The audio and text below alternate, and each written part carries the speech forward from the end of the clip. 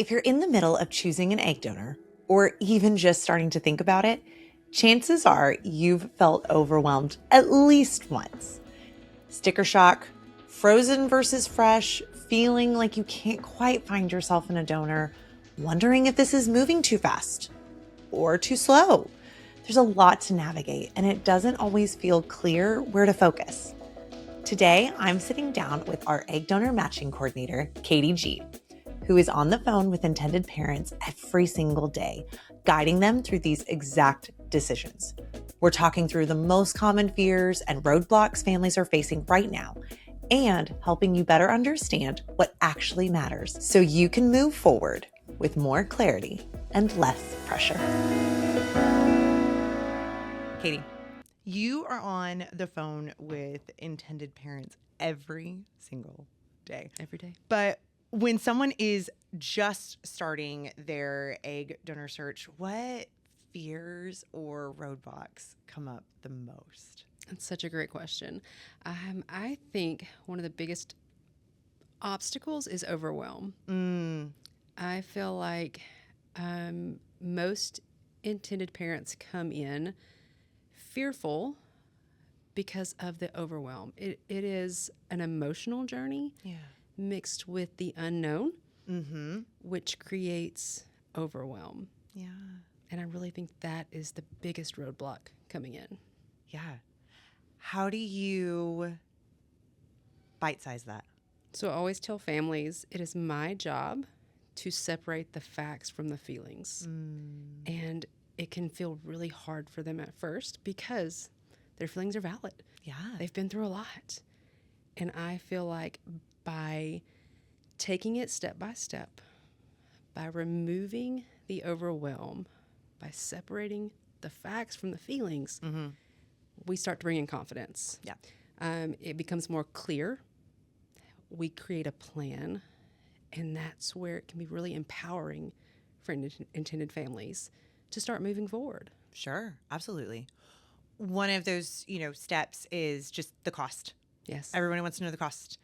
And I feel like we're seeing kind of two extremes. We have intended parents who have no idea what to expect or experience, or you have, others that have insurance coverage, but they're still feeling overwhelmed and they're trying to track everything. What would you say are maybe some of the biggest misconceptions when it comes to the cost of egg donation?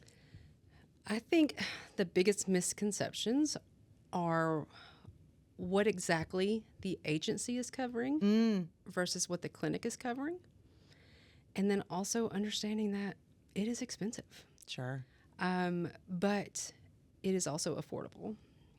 And I think one of the biggest separators from our agency is that we don't require a large down payment and that you can start moving forward in your match for a smaller down payment than a lot of other agencies may require. And so just allowing us to have that conversation to give us the facts so that you can start figuring out your next steps and allowing us to help you navigate that. Sure. Absolutely. Speak into that a little bit more. So I think, again, going back to just the unknown and not understanding what all goes into the cost. Sure. That we are covering a lot of things within our agency fees. We're taking care of you. We're making sure that behind the scenes that things are aligning well, that it's a quality match up front. It's not just a transactional experience. Like, we are sitting in that journey with you and guiding and supporting you. And we're doing it with what we feel like is the most affordable route while also supplying the best customer service and experience for our clients. Absolutely. Yeah. I think it can be so easy to hear some of those words or, for intended parents to approach this as I am needing something and you are supplying me something. But this is very much not a transactional scenario. It's not. And that's one thing I love about our agency so much is we go along on the experience and the ride and the journey with the families. It is not a, hey, you need this, we have this, here you go. What you're not going to see are all of the behind the scene things that are happening to ensure the quality match, to ensure that there's alignment within the intended family and the donor and the clinic. Yeah. Because it's not just, okay, I found my donor. It's not. That is not what we are here for. Again, that feels very transactional. It's like, hey, we have donors. You need one. Let us help you. It is truly, Whitney, the experience and the little things that our agency does so well that we've already set in place that you probably won't see. That's going to make this feel like, oh, that was pretty simple. It's not. That didn't just happen. Right. We have purposefully created that so that you can take something that maybe you didn't choose. Maybe most families come in, this isn't their choice. They're put into this situation. And we want to create a beautiful journey for all families, but especially those who didn't necessarily choose this route. Yeah. Yeah. At the very beginning, again, you have intended parents coming to you, and most of them, like you said, have kind of been put in this position, and they're kind of presented with probably like two options in this idea of fresh versus frozen, and what does that even mean? And now you've got images of the refrigerator in your head, and just all of those things. Can you kind of just speak into maybe a frozen cycle, egg banks, and walk us through maybe why some families choose a fresh cycle and some families, and just what are the benefits of that approach? Sure. First, there's not a right or wrong. Yeah. Like, we fully support a family doing what is best for them. We as an agency choose to be a fresh donor agency because we truly believe that gives families the best opportunity to create their happy family. So again, there's not a right or wrong, but the biggest difference, if you're going to go the frozen route, just for educational purposes, what you understand is you're taking one donor. Their eggs are being retrieved. Those eggs are being split between different families, and you're getting a set number of eggs. Sure. So right off the bat, you have one donor. Eggs are split between multiple families. You have a limited number of eggs, which gives you a limited number of embryo chances. Right. Because egg amount does not equal correct embryo amount. Egg most 95% of the time, 99% of the time, the eggs you receive or that are retrieved do not equal the embryos that you're going to get. I would say, I believe statistically, 6 eggs that you may receive at a frozen bank, you're going to get potentially one viable embryo. So then there's the freezing of the eggs. That's another step in the frozen egg bank, is they're immediately frozen. So they have to be thawed. And to go through that, it's just another opportunity for there to be an error. It's just another process that you're putting the eggs through. So that's, again, something that we, on the fresh side, what happens on the opposite side is you have a donor. You get to keep all of the eggs retrieved. So if there are 25 eggs retrieved, again, that does not equal 25 embryos, but it gives you a chance to create more embryos. On average, our agency with fresh donors gets 6 viable embryos. That's 6 opportunities for you to have a baby. That gives you more chances for multiple transfers, but also a sibling journey. Once eggs are retrieved in the fresh egg, they're immediately, you immediately create embryos, and then the embryos are frozen. But that skips a whole step of having to thaw the eggs. Right. And so that's, again, why we go back to believing that fresh gives you the best opportunity. You did such a great job of saying, there is no right path. There's just a path. How do you help intended parents discern what is the right path for them? Great question. It goes back to guiding and supporting. Yeah. That is my role here, is to help separate the feelings from the facts. And my intended families will hear that all the time. Like, your feelings are valid. Yeah. But they also can really skew what it looks like to move forward. it brings in more fear. And my goal is to help separate all of that and to bring clarity into your decisions where there's not the fear of, it's not a decision that you have to make based out of fear of the future, of your future family, but of empowerment of like, I fully understand what's happening. And I feel good about the choices that we're making because there has been clarity. There has been transparency. I know what's happening. I think by presenting the facts, by bringing clarity, it may not be this route with our agency. Yeah. And that's okay. If you walk away feeling educated, there's transparency, and you feel empowered, then that is the right move for you. Yeah. I think, again, just the importance of education. You don't know what you don't know. You don't know what you don't know. The fear of the unknown is going to, I always say, paralysis by analysis. Sure. There is so much information. There is so much overwhelm. There's so much fear of the unknown. My job is to guide and support, to break down all the barriers that you think could happen. Sure. And bring in what I know can happen. Yeah. Circling back to, again, cost is, it's such a, it's a motivator. It is, it can be one of the big things to make your decision for you. Yes. And I know, we have a lot of intended parents, even in the surrogacy program, who are like, how can we get my insurance to cover this? Or why don't, you as an agency, why don't you take insurance? Well, I think insurance is always going to overwhelm. Yeah. We appreciate it when we need it, but it is another just kind of overwhelming step. We do not accept insurance, but what we do have providers that we have partnered with where we're able to, the intended family is able to pay our agency. Our agency provides the paperwork for the insurance companies to refund them. And I think it's a fantastic option. And we're seeing now more and more where insurance is covering fresh donors. So it's definitely worth having a conversation with your insurance company to see what they cover exactly, and then allowing us to give you more clarity on what that looks like if you were to move forward with our agency. Yeah, absolutely. Because even if, your insurance does cover a frozen, cycle, like you said, maybe that's only one embryo. Correct. Yeah. So math is mathing. Math isn't mathing. we do, and we're going to cheer you on. If you go the frozen route, I hope and pray that it brings you 100%. your happy family.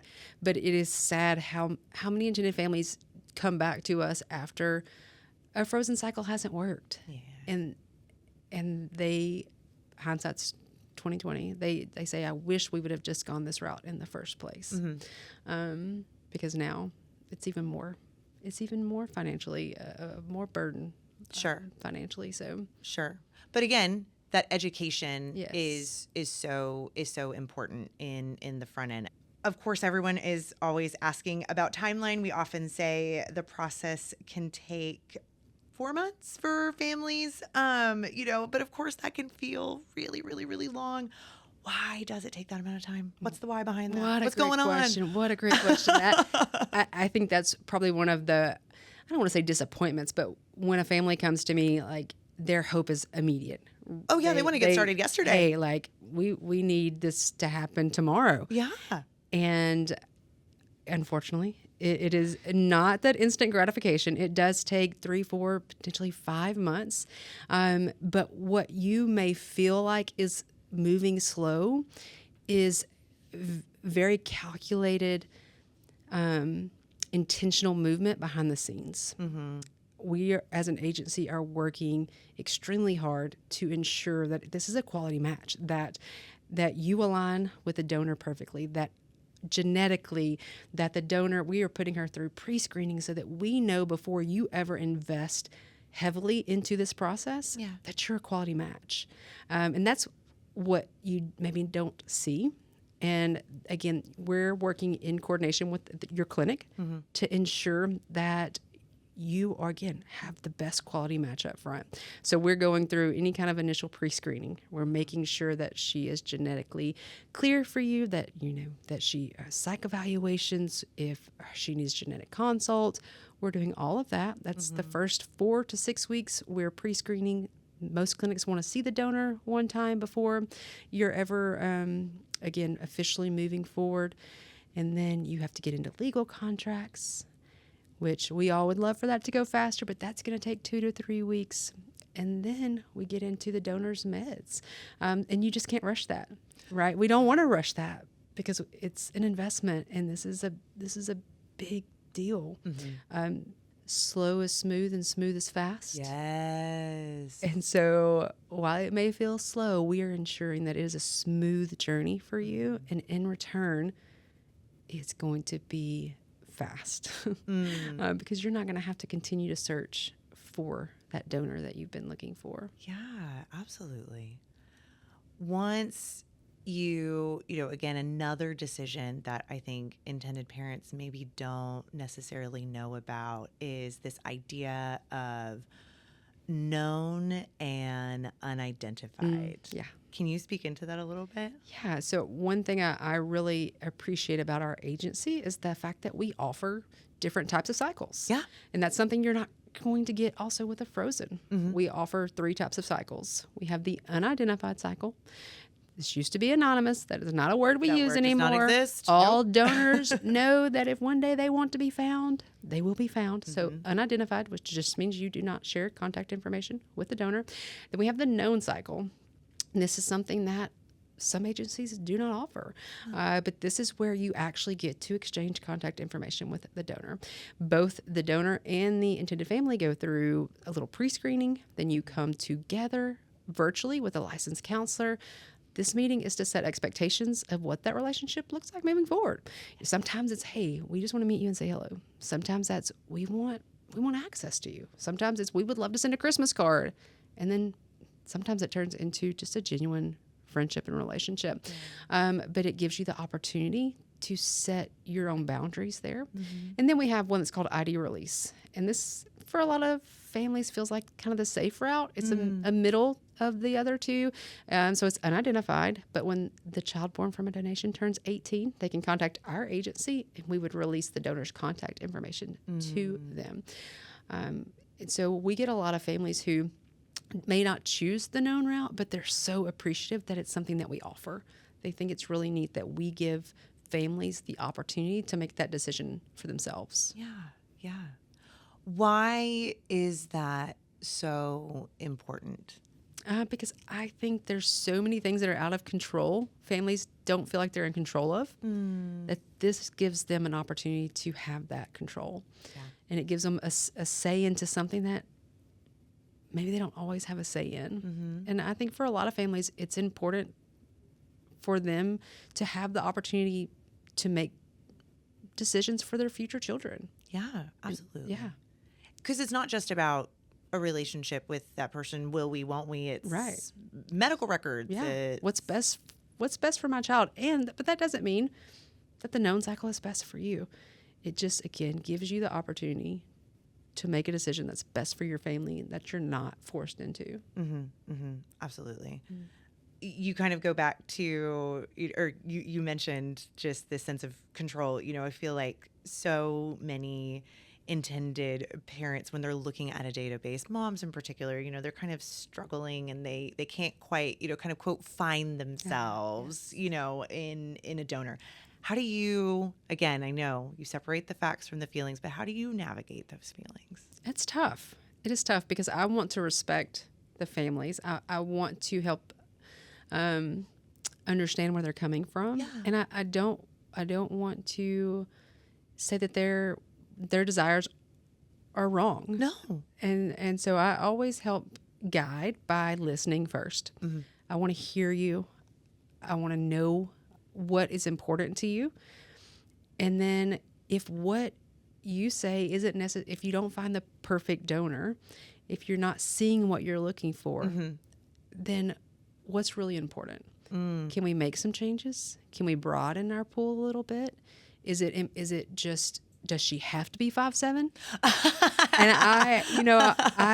I am careful because, again, I don't want anyone to feel like that their feelings aren't valid. But I'm 5'8". My husband's 6'1". I have a 10-year-old that's going to be 5 foot because my mother-in-law is 5 foot, and genetics are wild. Yeah. And so I just want families to understand that you can set as many filters for a donor as you want. But at the end of the day, like, what's most important? Is it really important that they're 5'7"? Is it really important that they graduated college? Is it really important that their hair is brown? Mm-hmm. Or is it important that they feel like they're a good fit in your family? Is it important that you have a baby in your arms at the end of this journey? Yeah.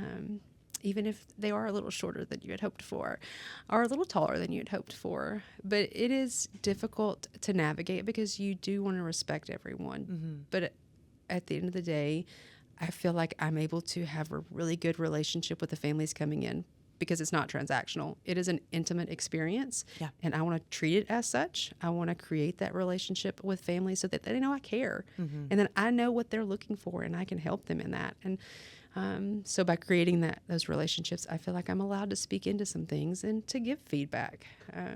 Yeah. And every family's different, so I'm not going to handle everyone the same way. But those are just things that we typically go through and say, okay, like, we're not finding what we really want, but what can we do differently? Sure. And that trust is built. Yes. And you're not looking for your replacement. You're not being replaced. You're not. You are looking for an addition. You are looking for someone to just love. And at the end of the day, that's what's going to happen. We to this day, I know Katie, and our president and CEO, she's been in this industry for a long time, coming on 20 years now, and she's never had someone said, "Hey, take this baby back." Like, Nope. doesn't look like me. The eyes are not right. They're not tall enough. They're not athletic enough. And so at the end of the day, I think just reframing, like, what is most important. Yeah. It's funny. I was talking to an intended dad, and one of the things that was so important to him was red hair and that she loved sushi. He was like, I wanted a sushi buddy. Okay. Yeah. He got the red hair. We're still awaiting, the sushi aspect of things, but it can come. I believe it. But it's funny, just the things It that is. you discern. It is. Yeah. And I always, if it's important to them, it's important to me. So it's just navigating those things together. Yeah. When you hear the phrase, we go at your pace, what does that mean in practice with us? It's a great question. I don't ever want anyone to feel like they're rushed into making a decision. Yeah. I don't ever want you to feel like, again, that it's a transactional experience for you. We want you to feel confident and comfortable moving forward. At the end of the day, that moving at your pace means that you feel you trust us as an agency, that you understand that we want what's best for you, and that you feel empowered. I always say we want you to feel educated, equipped, and empowered to move forward. And when you have those things, then your timing is right. But fear is always going to creep in. And sometimes my job is to help things move. Yeah. And it's going to be out of love. And it's going to be when I know that you are educated, equipped, and empowered. Yeah. And so that really, those three things are what I look for when I'm reaching out to families and encouraging them and checking in on them. Along with that education line, is it okay for intended parents to gather information without a commitment? 100%. And it's also okay to not have all of the information when you're moving forward, because it's a lot. It is a lot. We each talk about what's the next step. And I know that personally, I like bite-sized things. Yes. And not everyone's like that. Some people need the big picture. I need next steps. And so I hope to meet you where you are. That is my goal. I'm going to give you the big picture, but then I'm going to break it down into next steps. And sometimes you just have to trust the journey. Sometimes it's okay to not know, but to trust that I see the next step. And I think our agency does a fabulous job of taking care of our clients and taking care of our intended parents and building the rapport where you trust us and say, I don't really know what my next 5 steps are, but I know what the next one is. And I'm going to be taken care of. Yeah. Along that just same line of trust, I think you have a lot of intended parents who, they go and they look at the donor profiles, and that sense of how do I know that this person is who she says she is? That's a fair and valid concern. We get that question quite a bit of like, what is your pre-screening with your donors? Like, how do you know that they are who they say they are? Absolutely. And the way I answer that is our team does a fabulous job of pre-screening our donors. They go through multiple interviews. There's education. There's a background check. Ultimately, at the end of the day, we can't make a guarantee that their profile is 100% correct. There has to be some trust that just falls into that. If there are red flags, our team catches that. But we also have other things set in place, other pre-screening set in place, that if something slides by the first one, it's going to get caught, because our goal is quality matches up front. We do not want you wasting your time, your energy, your effort, your finances on donors who are not good matches. So to answer those questions, they are pre-screened thoroughly. Yeah. They go through interviews. Our team does background checks. We do psychological evaluations yearly. Those are things that are set up to ensure that they are who they say they are. And anytime a family has a question on a profile that they see, we're going to lean into it. Yeah. Ask us, hey, she says this. What does that mean? Or she says this. How do I know that's true? And we're gonna double tap into that. We're gonna get you some reassurance and figure it out along the way with you. Yeah. Going along with, what you said as far as the right next step and just all of the information that comes with it, what are we doing as an agency to make sure that intended parents and egg donors are feeling informed, do know what's next? Just that education. We have so much value that we put out, whether it's in our emails. We have systems in place that are set up to educate you all along the way. Our team is incredible. They have thought, our leadership has thought of everything. We are very proactive. Our goal is to catch any concerns before they're ever there and make sure that we have systems in place so that you feel confident moving forward. And so that has been a really neat thing to see as intended families come in overwhelmed and unsure, and they start to fall into our systems, and it just makes sense. The clarity, the light bulbs just go off. Yeah. Never is the question, I didn't know this was going to happen. Never. Not unless you just completely ignored some of our phone calls or emails, or if you are surprised, I will say, I would be surprised. I would be surprised. No, absolutely. Absolutely. Yeah. One of the things, and again, I think this is just a highlight of what makes our team so great, is this is not just you've matched with a donor and now we send you on your way to your clinic. You have a coordinator. Correct. Praise God for our coordinators. Let me tell you, they are fabulous. And that is another system that we have in place. My goal is just to help guide and support in the matching process. Once the initial process is done, then I introduce you to our coordinators. And what I love so much about this is they're not only on our team, but they have been in the field. They've been in the clinics and worked in the clinics. So again, they know the roadblocks. They know the obstacles to be proactive. And I love that not only are they professional, but they're an advocate for you. They are going to make sure that you, as intended families, know how to advocate for yourself with clinics. That because this process is overwhelming, because this process is heavy, that you feel good about your next steps, even with your clinic. Yeah. The goal is to work. The coordinator is going to support the clinic. They're here to coordinate the donor, her travel, her appointments, her medications, so that there are no oh-nos. There are no I didn't know. Nothing falls through the cracks because they are so good. They're so professional, and they're so proactive in their systems and their check-ins. So that is where I feel so confident on my end, and I can speak with such strength about what's coming because I know the level of care they're about to receive once they have officially matched. No, 100%.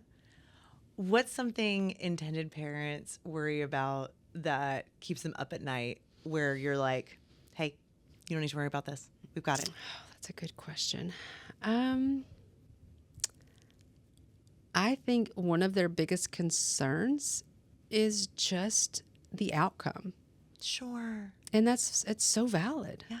And while we can't control that as an agency, the screening that we have in place, the screening your clinic has in place, it is set up to ensure that you are able to have a successful experience. But I would say that, and like picking the right donor. Quotation marks. Right. Yeah. And honestly, there's not a right one. It is just what you want and what you feel is best for your family. There's not just one. There are different directions that you can go, and I love that. Again, that's my goal, is to guide and support you through that. Because I do believe that there's not just one for you. There's not just the donor, that there are options. And I think the fear of just getting it wrong is probably what keeps a lot of parents up at night. Yeah, for sure. Yeah. I think going back to just the concern about the outcome, and what I think again makes us so unique as an agency is we're not done after you have, your donors retrieved. We're still checking in with you. Yeah. We want to know. We want to be there. We do. We would love to just follow your journey. We care about what happens. Yeah. We have systems in place that if something doesn't turn out in your favor, that we're still going to be here to support you. Yeah. Like, we have those guarantees and those offers in place because we do care. Yeah. Yeah. And that is whether you use our surrogacy program or not. Correct. It's you. Correct. Yeah, for sure. For sure. If someone listening right now is feeling that overwhelm, what would you want them to know? I would want them to know that you are not alone. That this process can feel lonely. Yeah. It can feel like comparison, that you see everyone around you that is not going through this. Sure. But what you don't see are the thousands of families that are going through this. Yeah. And that you are not alone. That we as an agency are here to help guide and support and to be someone to help bear that burden with you. Gay, I'm so grateful for just the calm, the steady way that you are guiding just all of our families. Again, along that line of overwhelm, what would you say is that first step? The first step would be to get on our database, register. It's free. Just get on there and look. And then I would love to have a one-on-one conversation with you. Yeah. And I know sometimes that can feel like a commitment. It's not. Nope. I am not here to pressure. It is in your timing. But what I want to do is educate. Because a lot of families feel like they have to be ready before we talk. And the truth is, I need to talk to you before you're ready. Our conversation is going to help you get ready. Yeah. And I think that is what feels, can keep families from reaching out. Yeah. It's like, I'm just not ready to talk to you yet. And the truth is, I know you're not. I am not here for you when you're ready. I'm here to help you get ready. Yeah. And that would be my encouragement to you, is to not allow fear or the uncomfortableness of this journey to keep you from having a conversation, because I really think you will feel better moving forward in your time. It doesn't have to be soon, but you'll feel empowered to get back on that database, to have conversations with your clinic, because you now know a little more about what's happening. Yeah. Yeah. And again, just to be so clear, intended parents are not putting any money to go and look at that database. No money. No money to have a It conversation is with me. no money to talk to you. No money to asking questions. Yeah. That is free. Take advantage of the free things you can on this journey. No, for sure. Yes. For sure. But again, it's such a value because, I mean, we do care so much about just you as a person. We do. And helping you discern what your next right step for you is. And I tell families all the time, it's okay if you end up not going with us. Yeah. Our goal is transparency in this industry. We want to help educate so that you can make the right choice for you. And we don't think that we're right for everyone. We want to be for everyone, but we want you to feel right in your next step, whatever that looks like. I love that so much. Again, thank you so much for just all of the ways that, just all of the support, all of the care and love, the facts from the feelings, all of it. My last question for you. Okay. It's my fun one. Okay. We know, Whitney, coffee, always. We're never apart. Never, ever. Never, ever. I love it for you. Thank you. I love it for me too. I love it for me too. Okay. What has filled your cup today? Literally or figuratively? What's been the thing to fill your cup? Being around our team members today, just being in the same space, collaborating, sitting here with you has just filled my cup. So I thank you, Whitney, for this opportunity. Thank you. No, it is. It is. It's definitely a joy when we all get together for sure. So fun. It's so fun. It's so fun. Yay. Thank you, Katie. Thanks, Whit.